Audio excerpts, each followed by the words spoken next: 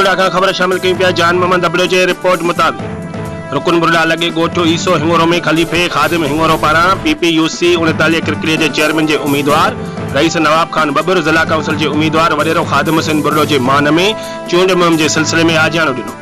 आजाने के PP chairman के उम्मीदवार नवाब खान बबर वडेरो खादिम बुरड़ो ऐं ॿियनि खिताब कंदे चयो त बलदियाती चूंडनि में अवामी ताकत से असां UC क्लीन स्वीप कंदासीं। 26 जून अचण खां अॻे असांजी कामयाबी थी चुकी है। UC जे अवाम चूंडनि में सदाई असांजो साथ ॾिनो है। PP जी अवामी खिदमत करण सबब UC क्रिकलिया समेत ज़िले के हर गोठ में PP जो झंडो झूलण से गॾु जीए भुट्टो के नारे जो आवाज़ गूंजी रहियो है।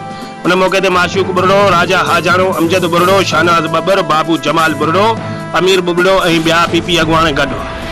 जॾहिं त PP उम्मीदवारनि जो गोठ ईसो हिंगोरो पहुचण ते खलीफे खादिम हिंगोरो, नबी बख्श हिंगोरो, मोर खान समेत ॿियनि जीए भुट्टो के नारनि से भरपूर इस्तक़बाल कियो।